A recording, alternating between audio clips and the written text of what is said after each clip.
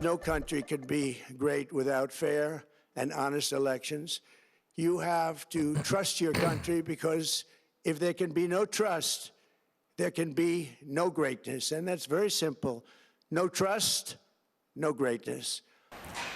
Those are President Trump's words during tonight's address to the nation. His focus was on election security, unveiling newly declassified documents and alleging China accessed millions of U.S. voter records. Trump said states are being notified of potential vulnerabilities and renewed his push for the Save America Act, which would require proof of citizenship to register to vote.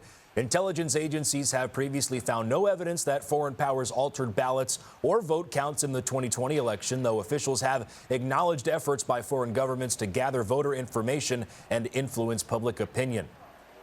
It was a speech that touched on everything from election security to China and voting laws.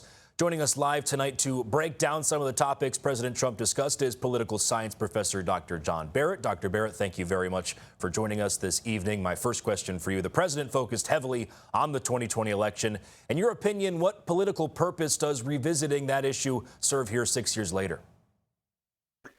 Honestly, I'm not entirely sure. I don't think this was politically wise of the president. I think most voters are concerned about the price of groceries and the cost of housing, these kind of bread and butter issues.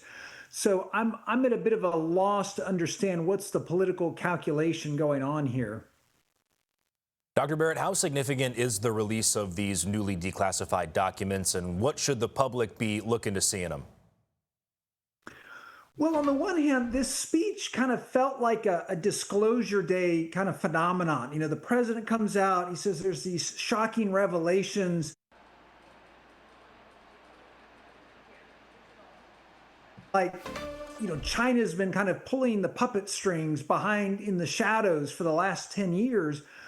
But on the other hand, the things that he said were either kind of vague or things that we're already aware of. You know, we know that China and Russia and other countries attempt to influence elections, that they attempt to interfere with elections. But from everything we know, those attempts to interfere are not very successful. And so, again, he was kind of vague about the details here about, okay, what's new and so shocking here? Yeah, Dr. Barrett, you touched on it a little bit there, but the president also argued that China gained access to voter data. From an election security standpoint, how concerning is that claim?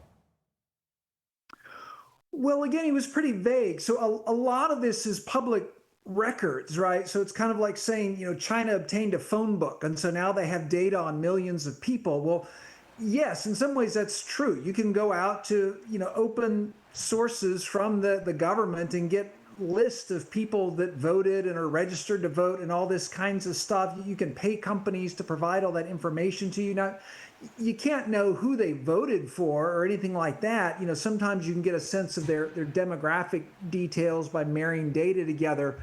But again, he was kind of vague here about, okay, what's this data that's been obtained and how is that of concern? You know, again, that wasn't clarified. Yeah, Dr. Barrett, wondering if you can explain some of the differences between foreign influence efforts and actual interference in an election. Sure. So foreign influence is where a country, you know, Russia or China, they're trying to influence the election by posting things, you know, largely to social media. So they have all kinds of servers that kind of bounce messages back and forth to exploit the algorithms. And all this stuff kind of shows up in your media feed of, you know, different memes and stories and stuff that a lot of times it's just fake news. That's all foreign influence. Now, foreign interference is where you're trying to somehow actually stop ballots from being counted, or you're trying to change the way that they're counted. And that, again, from everything we know, very rarely is successful, even though certainly countries try that, in part because we have 50 different systems, right? Every state has their own way that they do things. And so you're not just trying to hack into one system, but you got 50 to try to crack into and do it in a way that, you know, you don't get caught. And that's just very difficult. Dr. Barrett, thanks so much for your time tonight. I got one more question for you. Looking ahead to the 2026 midterms, what impact could tonight's speech have on the broader debate over election security and voting rights?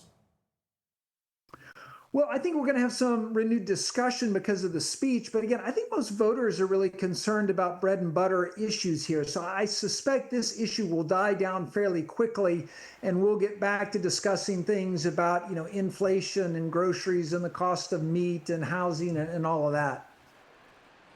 Alrighty, Dr. Barrett, like I said, that's all I got for you tonight. Thank you very much for joining us here on CBS 19 News at 10.